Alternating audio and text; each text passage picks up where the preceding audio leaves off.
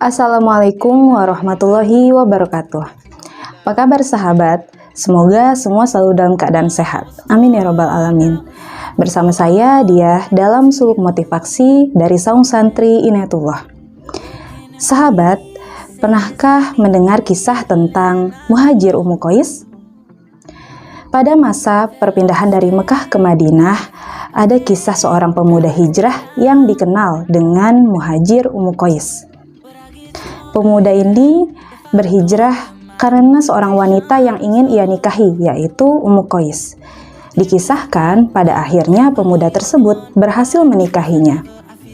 Kejadian ini menjadi asbabul wurud dari hadis An Amiril Mukminin Abi Hafsin Umar bin Khattab radhiyallahu anhu qala sami'tu Rasulullah sallallahu alaihi wasallam yaqulu innamal a'malu binniyat wa innama likulli imri'in ma nawa faman kana hijratuhu ilallahi wa rasulihi fa hijratuhu ilallahi wa rasulihi wa man kana hijratuhu lidunya yusibuha aw imra'atin yankihuha fa hijratuhu ila ma hajara ilaihi.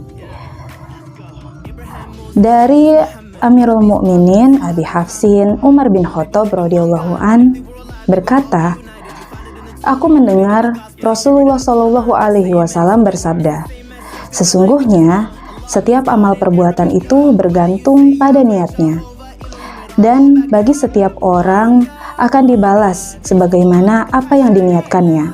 Maka barang siapa berhijrah karena ingin mendapatkan keridhaan Allah dan Rasul-Nya, maka hijrahnya kepada keridhaan Allah dan Rasul-Nya. Dan barang siapa berhijrah karena dunia yang ia kehendaki atau karena wanita yang ingin ia nikahi, maka hijrahnya akan bernilai sebagaimana apa yang diniatkannya. Hadis riwayat Bukhari dan Muslim. Sahabat, hadis ini merupakan salah satu dari hadis-hadis yang menjadi inti ajaran Islam. Imam Ahmad dan Imam Syafi'i berkata bahwa hadis tentang niat ini mencakup sepertiga dari ilmu. Sebab setiap perbuatan seorang hamba itu bergantung pada perbuatan hati, lisan, dan juga anggota tubuhnya. Dan niat ini menjadi salah satu dari ketiganya. Niat merupakan syarat sah diterima atau tidaknya suatu amal atau perbuatan. Amal ibadah tidak akan mendapatkan pahala kecuali didasarkan pada niatnya, niat yang karena Allah Ta'ala. Ketika kita ingin bersuci, kita berniat. Ketika kita ingin sholat, kita berniat. Kita hendak berpuasa, kita berniat. Dan pada amal-amal ibadah lainnya, seorang mukmin akan diberikan pahala atau ganjaran berdasarkan niatnya. Bahkan, kegiatan yang bermanfaat atau kegiatan yang mubah seperti makan, tidur, atau beres-beres rumah bisa jadi mendapatkan pahala jika kita meniatkannya untuk mendapatkan keridhaan Allah Subhanahu wa Ta'ala. Disinilah relevansi nyata dari niat untuk membedakan mana ibadah dan mana rutinitas. Sahabat, sabda Rasulullah Shallallahu alaihi wasallam secara umum menggambarkan bagaimana setiap amal perbuatan manusia akan diberikan ganjaran sesuai apa yang diniatkannya. Seseorang yang melakukan amal atau perbuatan karena ingin meraih keridhaan Allah dan Rasulullah, maka Nabi menjanjikan kepadanya bahwa ia berada dalam ridho Allah dan Rasul-Nya.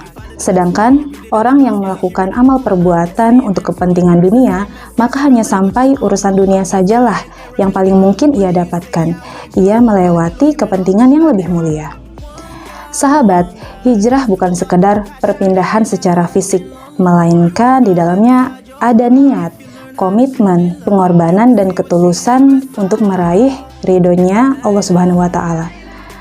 Karena itu, perbuatan pemuda tersebut yang ingin mengejar wanita dan dunia nampak tercela, padahal keduanya diperbolehkan. Kisah muhajir Ummu Qais ini menjadi pengingat untuk kita senantiasa meluruskan niat. Sebab niat itu sangat penting bagi setiap amal perbuatan kita.